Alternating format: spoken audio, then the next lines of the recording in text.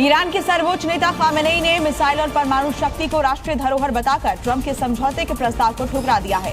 खाड़ी में अमेरिकी सैनिकों को खत्म करने की धमकी देकर ईरान ने टकराव का नया मोर्चा खोल दिया है। मुस्तफा खामेनेई ने अमेरिकी राष्ट्रपति को धमकाया है। उन्होंने कहा है कि फारस की खाड़ी में नया अध्याय लिखेंगे, यहाँ जो गुस्ताखी करेगा उसे दफन कर देंगे।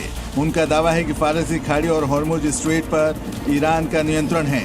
ईरान अब अंतर्राष्ट्रीय नियमों को चुनौती देते हुए क्षेत्रीय शक्ति के रूप में व्यवहार कर रहा है। खामेनेई ने कहा कि ईरान अपनी परमाणु और मिसाइल क्षमता की रक्षा करेगा।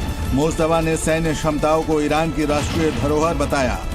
गजा के लिए सहायता सामग्री ले जा रहे ग्लोबल सुमुद फ्लोटिला जहाजी बेड़े को इजरायली नौसेना ने अंतर्राष्ट्रीय जल क्षेत्र में रोक लिया। इसका एक वीडियो भी सामने आया, जिसमें कार्यकर्ता अपने हाथ ऊपर उठाए हुए और लाइफ जैकेट पहने नजर आ रहे हैं, जबकि इजरायली सैनिक जहाजों पर चढ़ रहे हैं। लगभग 20 से ज्यादा नावों के बेड़े में 175 से ज्यादा कार्यकर्ता मौजूद थे, जो शांतिपूर्ण ढंग से गाजा में सहायता ले जा रहे थे। इजरायली सैनिकों ने हेलमेट और नाइट विजन गॉगल्स के साथ जहाजों पर सवार कार्यकर्ताओं को हिरासत में ले लिया और उन्हें इजरायल के अशदोद बंदरगाह की ओर ले गए। इस बेड़े में मानवाधिकार कार्यकर्ता, यूरोपीय सांसद और स्वीडिश जलवायु कार्यकर्ता ग्रेटा थुनबर्ग भी शामिल थी। ईरान पर ट्रंप ने बड़ा दावा किया है। ईरान समझौते के लिए बेताब है, ये कहा है डोनाल्ड ट्रंप ने। उन्होंने कहा कि ईरान की नौसेना को हमने खत्म कर दिया है। एक बार फिर से वो इसी बात को दोहरा रहे हैं। कहा, ईरान की वायुसेना हमने खत्म कर दी है और ईरान के हर तरह के उपकरण भी नष्ट कर दिए गए।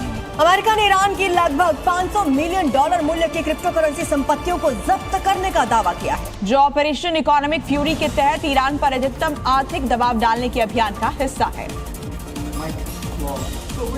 अमेरिका ने ईरान से संबंधित लगभग $0.5 अरब मूल्य की क्रिप्टो करेंसी संपत्ति जब्त करने का दावा किया है।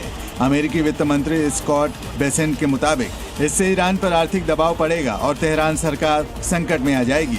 मीडिया रिपोर्ट के मुताबिक करीब $35 करोड़ की क्रिप्टो करेंसी जब्त की गई है और हाल ही में $10 करोड़ और जब्त किए गए हैं, जो कुल जब्त राशि लगभग $500 मिलियन तक पहुंच गई है।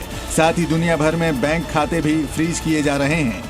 ईरानी राष्ट्रपति ने अमेरिका को सलाह देते हुए कहा, अगर वो बातचीत को फिर से शुरू करना चाहता है तो सबसे पहले उसे नौसैनिक नाकाबंदी समेत सैन्य और आर्थिक बाधाएं हटानी होंगी। ईरान के राष्ट्रपति मसूद पेजेश्कियन ने अमेरिका के साथ सीधे वार्ता को लेकर सख्त रुख अपनाया है।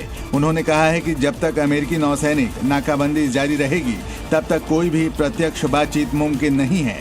उन्होंने अमेरिका के साथ सीधी बातचीत से साफ इनकार कर दिया है। ईरान किसी भी तरह के दबाव, धमकी या आर्थिक सैन्य नाकाबंदी के तहत बातचीत नहीं करेगा। मौजूदा हालात में असली समस्या संवाद की कमी नहीं, बल्कि अमेरिका की शत्रुतापूर्ण नीतियां हैं। जब तक अमेरिका की ओर से कार्रवाई और दबाव बंद नहीं होते, उस पर भरोसा नहीं किया जा सकता।